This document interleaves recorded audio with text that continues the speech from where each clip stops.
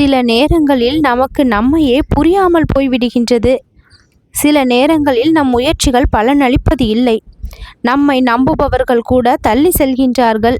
சிலர் கடவுளை பழிக்கின்றார்கள். சிலர் கண்ணீர் விடுக்கின்றார்கள். ஒரு சிலர் மட்டும்தான் நம்பிக்கையை விடாமல் கடவுளிடம் நிலைத்திருக்கின்றார்கள். அந்த ஒரு சிலரில் நீ இன்று என் கண்ணில் பட்டு நான் அனுப்பிய அதிர்ஷ்ட எண்ணை தொட்டும் விட்டாய்.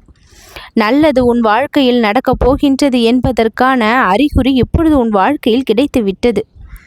நீ நினைத்தது ஒன்றும் கற்பனை அல்ல, அது உண்மைதான். நீ கேட்டதற்கும் நான் கொடுப்பதற்கும் இடையே சிறிய நேரம்தான் உள்ளது.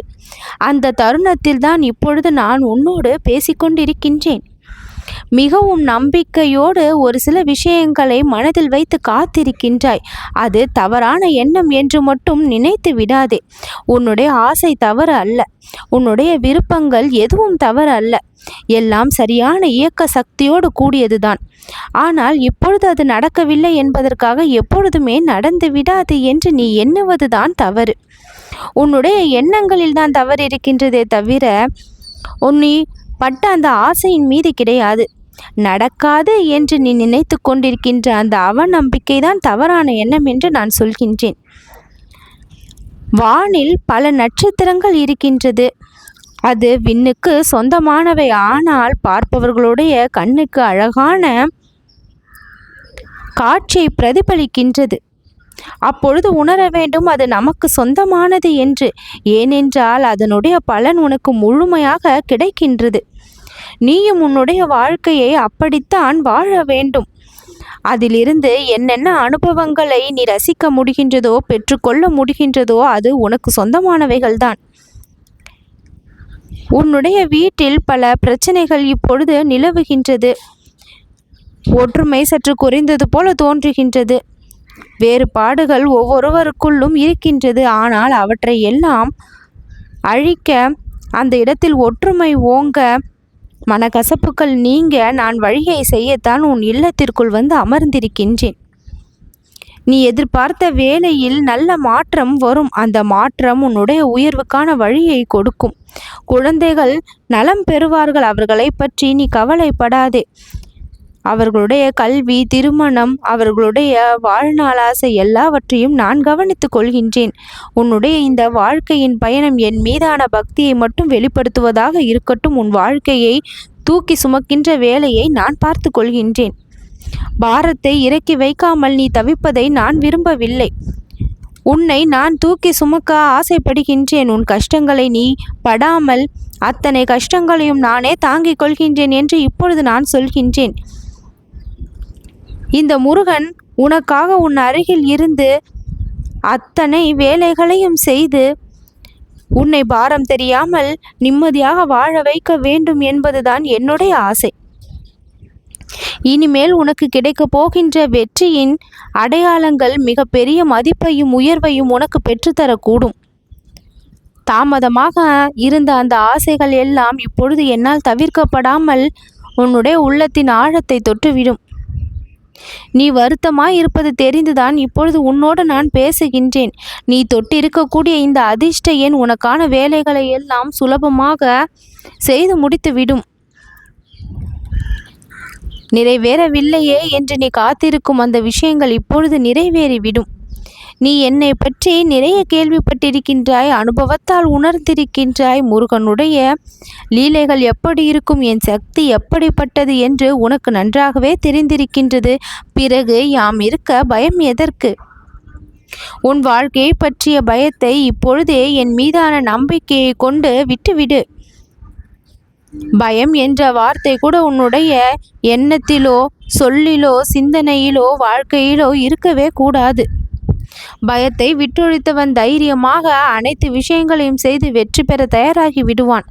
நம் வாய்ப்பை நாமே இழக்கக்கூடிய நிலை என்பது ஒரு மிகப்பெரிய அப்பட்டமான நிலை. அந்த நிலையை எப்பொழுதும் நீ உனக்குள் வைக்கக்கூடாது. கிடைக்கக்கூடிய வாய்ப்பை தைரியமாக செயல்படுத்த முன்வர வேண்டும். தயங்கி நிற்கும் பொழுது, யோசிக்கும் பொழுது அங்கு நாமே நமக்கு தடையாக மாறிவிடுகின்றோம் என்பதை தெரிந்து கொள்ள வேண்டும். சரியா தவறா என்ற தயக்கம்தானே தவிர உனக்கு வேறெந்த தயக்கமும் இல்லை. ஆனால் நான் ஒரு வாய்ப்பை தருகின்றேன் என்றால் அது சரியாக தான் இருக்கும் என்று அடுத்த தடை எங்காவது வருகின்றதா என்பதை கூர்ந்து நோக்கி கவனித்து பக்தியின் ஆழத்திலேயே நீ செல்லும் பொழுது அது வெற்றி வரை பயணிக்க ஆரம்பிக்கும். எங்கே நம்பிக்கையும் பக்தியும் இழக்கப்படுகின்றதோ அங்கேதான் தடை வந்து முன் நிற்கும். அந்த அளவிற்கு நீ செல்ல போவது இல்லை. எந்த தடையையும் நீ சந்திக்க போவது இல்லை. ஏனென்றால் நீ என் மீதான பக்தியை ஆழமாக வைத்திருக்கின்றாய், நம்பிக்கை அதிகமாக வைத்திருக்கின்றாய். அதனால் தான் என் அருள் உனக்கு அதிக வாய்ப்புகளை கொடுத்து கொண்டிருக்கின்றது. மனதில் எதையும் போட்டு குழப்பிக்கொண்டு இருக்காமல் நேரம் வரும்பொழுது எல்லாம் சீராகிவிடும் என்கின்ற தெளிவோடு உன் பயணத்தை தொடங்கு. மனிதன் எதையும் செய்ய முயற்சிகளாம், ஆனால் பரிசுத்தமான நேரம் வரும்பொழுதுதான் அந்த செயல் ஒரு முடிவுக்கு தரணியிலே நிற்கும். முருகன் அதை அறிந்துதான் உனக்கு சரியான நேரத்தில் அருள் தருகின்றேன். இப்பொழுது அந்த அருளை தந்திருக்கின்றேன், நல்லது நடக்கப் போகின்றது என்று.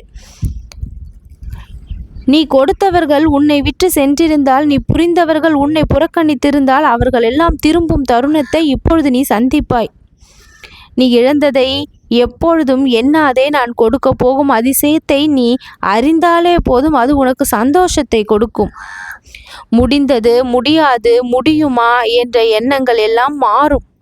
நம்பிக்கைதான் கடைசியில் வெற்றியை பெறும். நம்பிக்கை நீ இழக்கும் பொழுது இந்த முருகனை நினைத்துக்கொள், தானாக நம்பிக்கை பிறந்துவிடும். உன் ஆசையை ஈர்க்கும் அதிர்ஷ்ட காந்தம் என்னுடைய நினைவுகள். நீ சொல்லாமல் அந்த கதறிய கண்கள், நீ மட்டும் தனியாக அமர்ந்திருந்த அந்த இடம், அவையெல்லாம் அறிந்த நான் இப்பொழுது உன்னை தேடி வந்து சொல்கின்றேன். உன் வீட்டில் பாசத்திற்கான புது தொடக்கம் ஆரம்பமாகும். வேலை வழியாக, வியாபாரம் வழியாக மகிழ்ச்சியான செய்தி கிடைக்கும். புத்தம் புதிய வாய்ப்பு, சந்திப்பு, பயணம் என எல்லாம் உனக்கு நன்மையை ஏற்படுத்தக்கூடியதாக இருக்கும். தெளிவான சிந்தனையோடு, ஆரோக்கியமான உடல் நலத்தோடு உன் நீண்ட நாள் நினைத்த ஆசையெல்லாம் இப்பொழுது நிறைவேறும். எதிர்பாராத நன்மை, பண வருகை, கனவின் வழியாக நிதர்சன அருள் எல்லாம் இப்பொழுது உனக்கு கிடைக்கும்.